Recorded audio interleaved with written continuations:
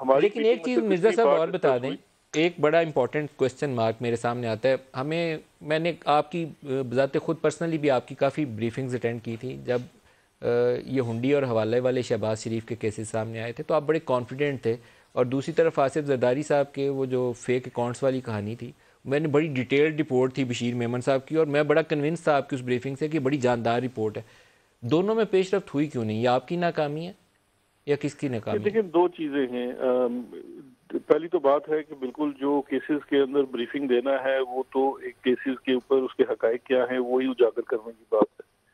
जहां तक केसेस में पेशरफ्त की बात है तो केसेस अदालत में चलते हैं। आप हुकूमत से इन्वेस्टिगेशन के प्रोसेस के ऊपर सवाल कर सकते हैं कि कितनी अरसे में चल रही है, क्योंकि कुछ अदारे जो है वो डायरेक्टली हुकूमत के मातहत होते हैं, कुछ अदारे बिल्कुल इंडिपेंडेंट हैं।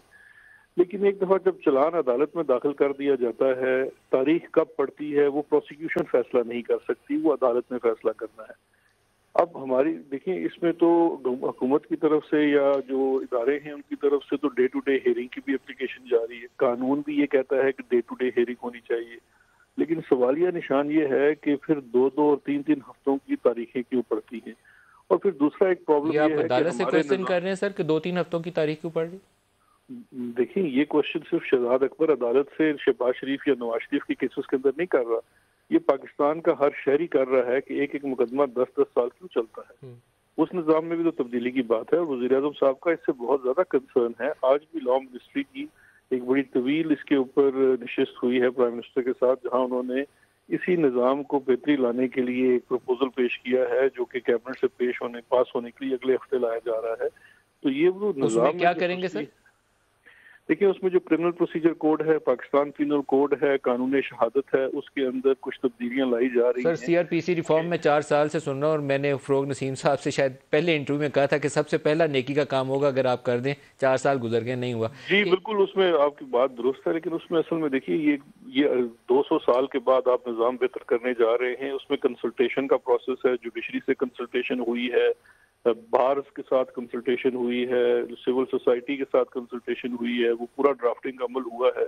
मैं भी उस कमेटी का हिस्सा हूँ, और आज ही हमारी उसमें कंसल्टेशन कंप्लीट होके सीसीएलसी से वो पास हुआ है। उसके बाद प्राइम मिनिस्टर को इसकी ब्रीफिंग दी गई है, और अगले हफ्ते काबीना को इसकी ब्रीफिंग दी जाएगी, जिसपे काबीना अगर पास करेगी तो फिर पार्लियामान के सामने ले आओ जाएगा। सर शहजाद अकबर साहब, प्राइम मिनिस्टर की डिसप्लेयर की रीज़न में वो पॉलिटिकल मुहरक़ात तो नहीं हैं जो सुनने में आ रहे हैं कि 25 तारीख को पीडीएम का इजलास है, तो वो शहबाज शरीफ साहब जो हैं, अगर वो प्राइम मिनिस्टर के मुमकिन उम्मीदवार अपोजिशन के बन जाते हैं, तो क्यों ना उनको पहले ही रगड़ा लगाया जाए, नैब पकड़े अंदर करें इनको, पत्ता ही नहीं, साफ ऐसी करें। कोई देखिए, ऐसी मैं नहीं समझता ऐसी कोई बात है। देखिए, शहबाज शरीफ के जो अपने केसेस हैं वो उनकी इंडिविजुअल नौयत के अंदर हैं। जो उनका पॉलिटिकल जो भी इशू है वो उनका पॉलिटिकल सफेयर के अंदर है, और उसमें तो और बहुत सारे सवालिया निशान पैदा हो गए हैं कि नून लीग के अंदर भी 4 उम्मीदवारों की बात हो रही है, और ये बात तयशुदा तो नहीं है कि पीडीएम के अंदर नून लीग ही का उम्मीदवार होगा। पीपल्स पार्टी भी खैर नहीं रही, लेकिन दूसरे उम्मीदवार भी हो सकते हैं।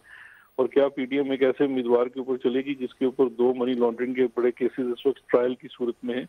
तो ये तो वो चीजें हैं जो पॉलिटिकल सफेयर में है। अब इनका केसेस और इन दोनों को यकजा करना, अक्सर इसका फायदा जो है वो पॉलिटिकल लोग उठाने की कोशिश करते हैं। लेकिन आपके जो केसेस हैं वो तो अपनी जगह कायम हैं। जो आप कहते हैं ओपन एंड शट केसेस आपने भी जिक्र किया, वो शायद तो खत्म नहीं हो क्या जाएंगे, वो प्राइम तो मिनिस्टर अदालत में महसूस रहेंगे। करते हैं कि ये ओपन एंड शट केसेस? जी बिल्कुल, वो तो बाकायदा बात करते हैं। मैं तो ये आपको कहूंगा कि आप खुद उसका जो एविडेंस अदालत में पेश हुआ है, पब्लिक डॉक्यूमेंट है, उसको उठा के देख लीजिए, और किसी दिन कोई निश्चित रख लें शहबाज शरीफ लेकिन साहब सर से अगर उनसे। प्राइम मिनिस्टर भी ये महसूस करते हैं कि ओपन एंड शट केसेस हैं, तो फिर वो शट हुए क्यों नहीं? अभी तक उनको सजाएं क्यों नहीं हुई? वही जो हम प्रोसेस की बात कर रहे हैं, प्रोसीजर की बात कर रहे हैं कि आपको अदालतों में एक पूरे ट्रायल के प्रोसेस से गुजरना है, जो कि ड्यू प्रोसेस के लिए जरूरी है। अब अदालतों में चीजें चल रही हैं, और इंशाल्लाह मेरा ख्याल है कि ये इसमें भी पेशरफ्त होगी, और ये जल्द इसमें तकमील होगी। आप थोड़ा सा ये तो चेक कर लीजिए कि एहतसाब अदालत में 4 माह तक तो जजेस की तैनाती नहीं हो सकी लाहौर में, फिर कोर्ट्स को शिफ्ट करना पड़ा। तो ये बड़े कुछ हमारे सिस्टम की भी खराबियां हैं सर वो जिसकी वजह एहतसाब से अक्सर अदालत में तासुल हो तैनाती जाता किसने करनी थी सर? है। जी, ये जुडिशरी करती है जी। जी सर, मैं इसीलिए सवाल किया। मैं इनका ये ना कि अपोजिशन के ऊपर हो कि उन्होंने नहीं जज तैनात होने दिया। शहजाद अकबर नहीं, साहब, मैं आपका मशकूर हूँ, आपने मुझे वक्त दिया। लेकिन पास 2 नाम भी हैं, अगर आप चाहें तो उन पर कमेंट भी कर सकते हैं। या बात शबीर साहब ने पूरी जो इन्वेस्टिगेशन की थी उसके मुताबिक एक हुसनैन असगर साहब और एक अजहर सिद्दीक साहब, 2 लोगों के इंटरव्यूज़ हुए हैं फ्राइडे को। Would you like to comment on that as well? नहीं, मेरी कोई इल्म में ऐसी बात नहीं है। आप उस पर कमेंट करें, बिल्कुल ठीक है। उस